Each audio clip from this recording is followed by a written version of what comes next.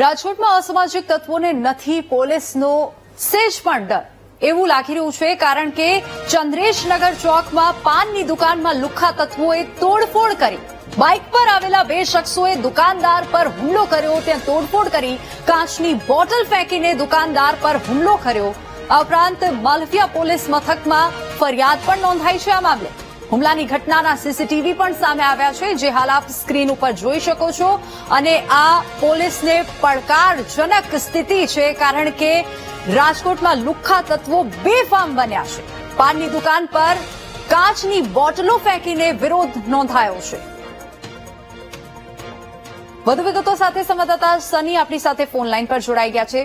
સની, જે લુખ્ખા તત્વો બેફામ બન્યા છે અને ત્યાં તોડફોડ કરી રહ્યા છે, પોલીસને પડકારજનક આ સ્થિતિ છે ત્યાં ઉભી થઈ છે, શું વધુ વિગતો?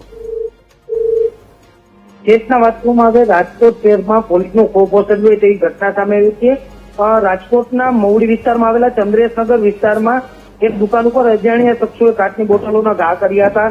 જે શખ્સોએ પાનની દુકાનમાં સોડાના બોટલના ઘા કર્યા. સમગ્ર ઘટનાના સીસીટીવી સામે આવી છે. માલવિયા પોલીસ સ્ટેશનમાં ફરિયાદ નોંધાઈ છે.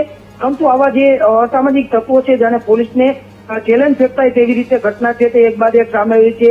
થોડા દિવસ પહેલા જંગલેશ્વર વિસ્તારમાં પણ આવી રીતે સોડાના બોટલોના ઘા કરવામાં આવી હતા. ત્યારે વધુ એક વખત ચંદ્રેશનગર વિસ્તારમાં સોડાના બોટલના ઘા કરતા પોલીસના જે કાર્યવાહી સામે અનેક સવાલો ઉઠી રહ્યા છે. જી શની, આભાર સમગ્ર માહિતી બદલ.